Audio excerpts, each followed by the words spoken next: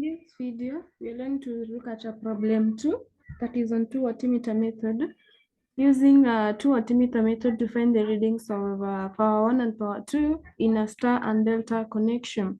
So the question states, 3 similar coils, each having a resistance of 8 ohms and an inductive reactance of 8 ohms are connected in star and B in delta across a 415 V three-phase supply. Calculate for each connection the readings on each 2 wattmeters connected to measure the power by the 2 wattmeter method. So we are going to use the 2 wattmeter method,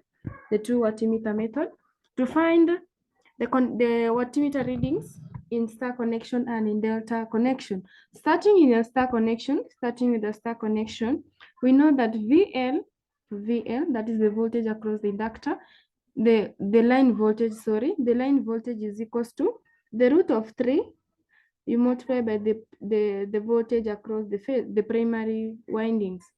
So, and the current IL is equals to IP. The current in the line current is equals to the current across the phase lines.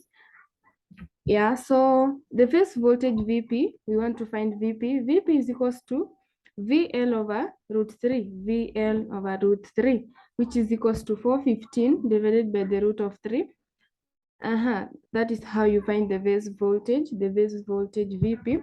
And to find the phase impedance ZP, the phase impedance ZB, the phase impedance ZP is given by the square root of R squared, the resistance in the phase, or the phase resistance squared. You add the XL, that is the line inductance, you square that, then it will be equal to, you have the resistance as 8 and an inductive reactance of 8. So 8 squared plus 8 squared gives you 11.31 ohms after you find the square root. So to find the phase current IP, the phase current IP will be equal to VP, that is the phase voltage, VP, the phase voltage, divided by ZP. Will give you the phase current IP, And we had our VP as 415 divided by the root of 3, divided by 11.31, which is our ZP, the phase impedance. And when you divide from your calculators, you get 21.18 amperes. You get 1.18 amperes. So to find the total power from Ohm's law, total power is equals to P is equals to I squared R. But in this case, we I squared R. That is from Ohm's law. Now, to find the total power in a three-phase supply or in a three-phase system, you have P will be equal to 3 because it has 3 phases. You multiply by the phase current. With a square, and then you multiply by the resistance of the phase. I'm at the phase resistance, which will be equal to 3 multiplied by the current is 21.18 squared. Then you multiply by 8, which is the resistance we are given here as 8 ohms. When you multiply from your calculators, you find 10,766 watts or 10.7 kilowatts That is how you calculate the total power in a three-phase supply. But now the wattmeter readings in a 2 wattmeter is given by P1 plus P2 to find the total power. Since we are given our resistance as 8 and our inductance as 8, then now we need to find the phase angle phi. To find the phase angle phi, it's the tan inverse of XL over R, which will be equal to 8 over 8 divided by 8, you get 1.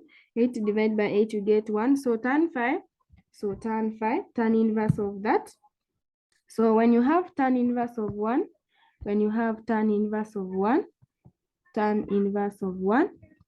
so when you want to find tan inverse of 1, tan inverse of 1. Tan inverse of 1 from your calculators, what does it give you? A tan inverse of 1. Tan inverse of 1.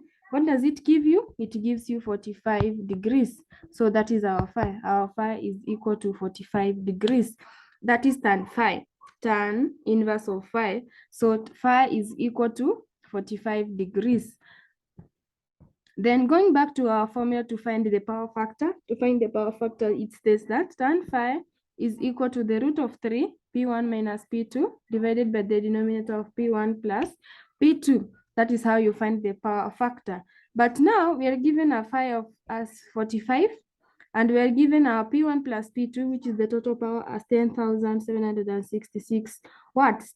That is the total power. So when you substitute in your formula, to find the power factor, you have tan 45, you have tan 45, 45 being our phase angle, and P1 plus P2 being 10,766, 10,766. So moving on to our next step. So when you substitute and when you cross multiply, you have P1 minus P2, P1 minus P2, P1 minus P2, P1 minus P2, P1, and you have P1 minus P2, and you have P1 minus P2. P1 minus P2 is equals to 10,766 into 1 divided by root 3, which will give you 6216 watts. When you add equations 1 and 2, this is our equation 2, and our equation 1 was P1 plus P2. Equation 1 was P1 plus P2. P1 plus P2 giving you 10,766 watts. That is our equation 1. So when you add the two equations, you find 2P1. That is after substituting 2P1 to be that 10,766 plus 6216 you find 16,992 watts. So when you divide the two, that is 2P1, you have 2P1 to be equal to 16,982 watts. So when you divide between the two, when you divide through, you have your P1 as 8491 watts. So equation two, so you have from equation 1, you had P1. From equation 1, you add P1 plus P2. P1 plus P2 giving you 10,766 watts. But now you have P1. But now you have P1 being 8491. So when you minus 10,766 minus 8491, you have 2275 as your power in wattmeter 2. So when the coils are star connected, the wattmeter readings are 80.49 kilowatts and 2.75 kilowatts in power 2 and power 1 respectively. So when you move to a delta connection, the line voltage is equal to the phase voltage. The line voltage is equal to the phase voltage. Unlike in star connection, where you had a V, a VL equal to the root of 3, VP. Equal to the root of 3 VP. And now here, our current IL, that is the line current, is equal to the root of 3. You multiply by the phase current. So to find the phase current is VP over ZP. You have your phase voltage as 415. And we had already found our ZP or our phase impedance as 11.31. So when you divide the two, you have a phase current of 36.69 amperes. So now to find the total power, in a three-phase system, we said 3I squared of the phase, the current of the phase, you multiply by the resistance of the phase. That is how you find power in a three-phase system. So to calculate the total power is that, so 3 multiplied by the current multiplied by the resistance, you have 32,310 watts from your calculators. So P1 plus P2 is equal to 32,310 watts or 32.31 kilowatts. So when you substitute in your formula to find the power factor, Tan phi, tan phi, tan phi, tan phi, tan phi is equals to 1 here, which will be equal, tan phi is the same as tan 45, which is equals to 1. Tan phi is, that is tan 45, which is equal to 1. Now you replace your P1 plus P2 to be 32,310 watts. So when you cross multiply the two, you have P1 minus P2 equal to 32,310 divided by root 3, which will give you P1 minus P2 to be 18,650 watts.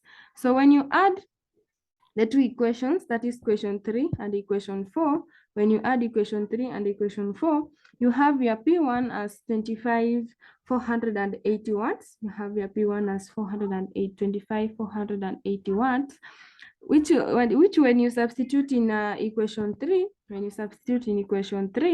you have equation 3 had P1 plus P2 to be equal 32,310. So 32,310, you subtract 25,480, which gives you 6830 watts. 6830 watts. That is the power in power 2 or in wattmeter 2. So when the coils are delta connected, you have power 1 as 25.48 kilowatts and power 2 as 6.83 kilowatts. That is how you calculate power in a delta and in a star connection. Keeping in mind our formulas, the VL in a delta connection, VL is equals to VP, that is the line voltage is equals to the base voltage, and the current is equals to the root of 3 multiplied by the P. That is how you find the voltage and the current and the power in a delta connection and in a star connection.